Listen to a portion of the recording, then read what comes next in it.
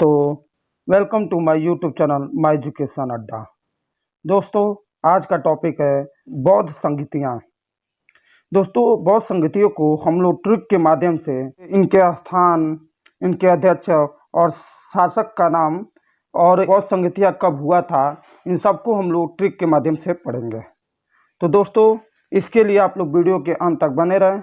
अगर आप मेरे चैनल पे पहली बार आए तो मेरे चैनल को सब्सक्राइब करें, साथ में बेल आइकन को प्रेस करके मेरे वीडियो को लाइक और शेयर करें। तो चलिए दोस्तों, अब हम लोग अपने वीडियो को स्टार्ट करते हैं। दोस्तों, पहला है प्रथम बौद्ध संगीति। अच्छे दोस्तों, ये अब आप लोग को दिमाग में आता होगा कि ये बौद्ध संगीति होता क्या है। तो दोस्तों, मैं आपको बता दूं, जब गौतम बुद्ध थे गांव में घूम घूम के उपदेश देते थे, तो उस उपदेश को मौखिक भाषा में देते थे। उसका कोई लिखित नहीं था, उसका कुछ भी लिखित नहीं था, सब मौखिक भाषा देते थे। तो फिर 483 ईसा पूर्व में गौतम बुद्ध की मृत्यु हो गई। कहाँ हुई थी? तो ये कुशीनगर में हुआ था। तो उनकी जब मृत्यु हो गई तो उसके बाद प्रथम बौद्ध संगीति का आयोजन किया गया। इसी बौद्ध संगीति में इनके सभी उपदेशों को, ज्ञानों को एक जगह इकट्ठा लिखने के लिए और उनका प्रचार करने के लिए, अपने धर्म का प्रचार करने के लिए इस बौद्ध संगीति का आयोजन किया जाता था। तो दोस्तों, चलिए अब हम लोग एक एक करके सभी बौद्ध संगीतियों को ध्यान से पढ़ा जाए। प्रथम बौद्ध संगीति। प्रथम बौद्ध संगीति का आयोजन 483 ईसा पूर्व। अब दोस्तों, आप लोग के दिमाग में आता होगा कि ये ईसा पूर्व होता क्या है। ईसा पूर्व मतलब ईसा के जन्म से पूर्व। ईसा के जन्म से पूर्व 483 साल ईसा मसीह के जन्म से पूर्व का बात किया जा रहा है। इसको याद करने की ट्रिक आज राम है। तो आज राम से आप इनके किस वंश में प्रथम बौद्ध संगीति का आयोजन हुआ था, कहाँ हुआ था, किस स्थान पर हुआ था और इसके अध्यक्ष कौन है, यह भी आप इसी ट्रिक से याद कर लेंगे। तो दोस्तों, अब इसका आयोजन 483 ईसा पूर्व में हुआ था। और उस समय कौन शासन कर रहा था? तो उस समय देखिए, ये ट्रिक है आज से क्या हुआ? अजातशत्रु। आज से मतलब अजातशत्रु हो गए। और ये किस वंश के थे? तो ये हर्यक वंश के थे। ये हर्यक वंश के शासक अजातशत्रु उस समय शासन कर रहे थे। अब ये हर्यक वंश के संस्थापक कौन है? तो हर्यक वंश के संस्थापक बिंबिसार हैं। बिंबिसार अजातशत्रु के पिताजी हैं। अब राज हो गया राजगिरी। राजगिरी ये एक स्थान है जहाँ पे आयोजन किया गया था और जो इसके अध्यक्षता कर रहे थे उनका नाम है महाकश्यप। से हो गया महाकश्यप। दोस्तों, इसका उद्देश्य जान लिया जाए। अभी मैं आपको बताया था कि इसका उद्देश्य था कि मतलब उनके उपदेशों को, उनके ज्ञान को एक जगह इकट्ठा लिखना और उसका प्रचार करना। अब जानते हैं कि बौद्ध संगीति में जब बौद्ध संगीति का आयोजन होगा तो वहाँ पर लोग भी इकट्ठा होंगे। वहाँ लोग इकट्ठा होंगे तो उनका उद्देश्य केवल यही था कि उनका प्रचार करना और बौद्ध धर्म का प्रचार करना उद्देश्य था। तो देखिए, बुद्ध के उपदेशों को 2 पिटकों, विनय पिटक तथा सुत्त पिटक में संचालित किया गया। अभी मैं बताया था कि वो सब उनके सभी ज्ञान उपदेश को एक जगह इकट्ठा लिखा जा रहा था। तो वो किस में लिखा गया? तो 2 किताब है, विनय पिटक और सुत्त पिटक। इन्हीं 2 किताबों में उनके सभी उपदेश, उनके सभी ज्ञान को लिखा गया और इसी किताब को प्रचार के लिए पूरे देश और दुनिया में इसका प्रचार किया गया। अब दोस्तों, दूसरा बौद्ध संगीति है। अब द्वितीय बौद्ध संगीति है। ये इसका ट्रिक है कल वैशाली सब। इसका ट्रिक है कल वैशाली सब। इसकी समय क्या है, मतलब ये कब द्वितीय बौद्ध संगीति का आयोजन किया गया था? तो इसका आयोजन 383 ईसा पूर्व। दोस्तों, इसको अब देखिए क्या ट्रिक है। मतलब 483 ईसा पूर्व में प्रथम बौद्ध संगीति का आयोजन हुआ था और द्वितीय बौद्ध संगीति उससे 100 वर्ष बाद 383 ईसा पूर्व में द्वितीय बौद्ध संगीति का आयोजन हुआ था। अब दोस्तों आप लोग के दिमाग में ये आता होगा कि 483 दिया था और हम लोग घट रहे हैं 383 आ रहा है। तो दोस्तों ये जो घटना होता है यही एक तरह से जैसे हम लोग 20 से 21 जाते हैं, 21 में जाते हैं, उसी तरह इसमें पीछे से घटता है। मतलब ये साल है आगे बढ़ रहा है, जब पीछे घटेगा तो मतलब साल आगे बढ़ रहा है। तो 100 वर्ष बाद 383 ईसा पूर्व में फिर काला शोक ये शिशुनाग वंश के एक शासक थे। काला शोक के शासन काल में 383 ईसा पूर्व में द्वितीय बौद्ध संगति का आयोजन हुआ था।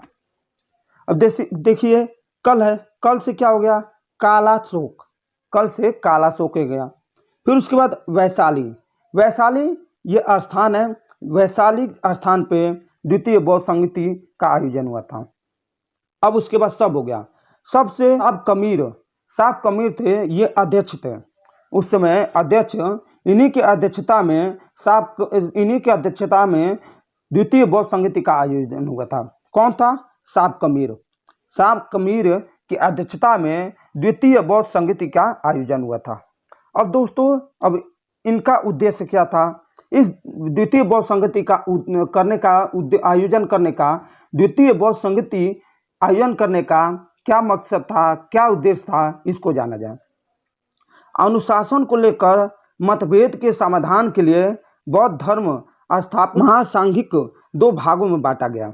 दोस्तों ये द्वितीय बौद्ध संगति का आयोजन करने का उद्देश्य, जैसे इन लोग को अनुशासन को लेकर मतभेद हो गया था, इन लोग में अनुशासन को लेकर मतभेद हो गया था, तो इसी के समाधान के लिए बौद्ध धर्म स्थापित किया गया। अनुशासन के लिए इन लोग के अनुशासन के लिए मतभेद हो गया था, तो इसी के लिए बौद्ध धर्म स्थापित किया गया और महासांघिकी को 2 भागों में बांट दिया गया। फिर अब तृतीय बौद्ध संगति, इसका ट्रिक क्या है? आपके मत है। इसका आयोजन कब हुआ था? तो 251 ईसा पूर्व में। इसका आयोजन 251 ईसा पूर्व में, मतलब कितना साल पीछे गए? 132 साल बाद फिर तृतीय बौद्ध संगति का आयोजन हुआ। उस समय किसका शासन चल रहा था? तो अशोक का शासन चल रहा था। ये मौर्य वंश के हैं। आज से हो गया अशोक, ये मौर्य वंश के राजा थे।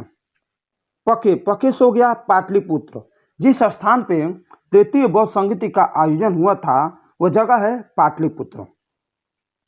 मत से म और त से हो गया मत से हो गया मोगलीपुत्र तीस्त। बौद्ध संगति के अध्यक्ष मोगलीपुत्र तीस्त थे। इन्हीं के अध्यक्षता में तृतीय बौद्ध संगति का आयोजन हुआ था। अब तृतीय बौद्ध संगति का आयोजन करने का उद्देश्य क्या है, अब इसके बारे में जाना जाए।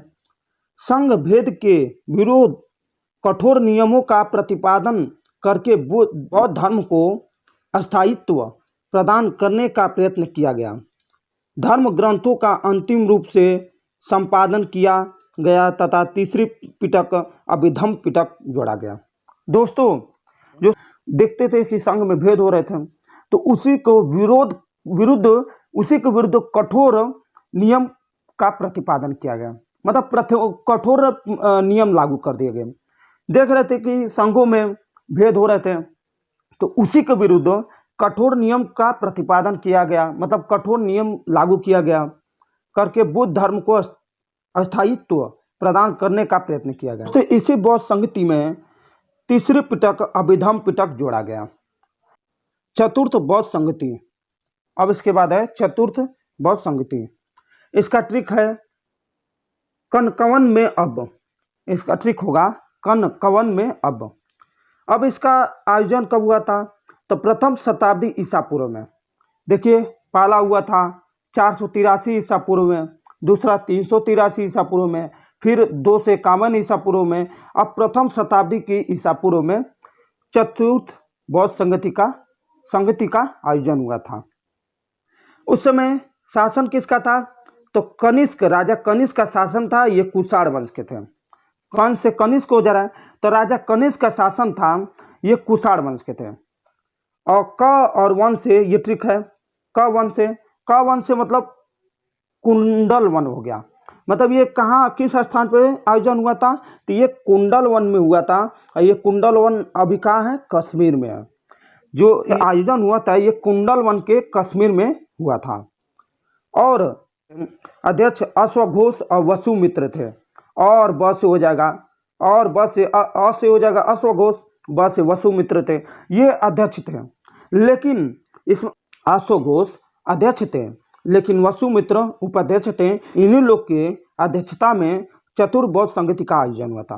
अब चतुर्बौद्ध संगति का आयोजन का उद्देश्य क्या था, इसके बारे में जाना जाए तो बौद्ध धर्म का दो संप्रदायों हीनयान और महायान में विभाजन कर दिया गया।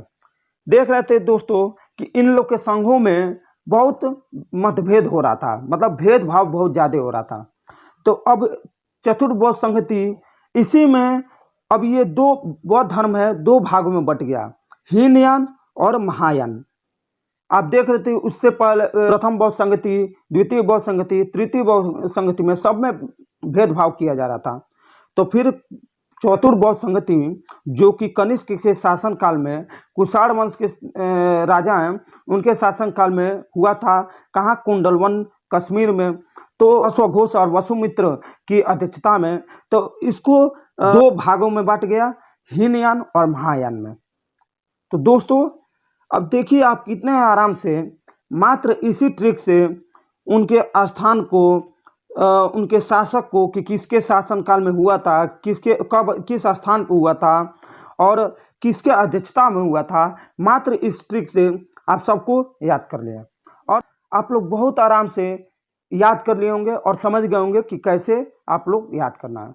तो दोस्तों उम्मीद है कि आप लोग को मेरा वीडियो बहुत पसंद आया होगा। फिर हम लोग अगले दिन मिलेंगे नए वीडियो के साथ। जय हिंद, जय भारत।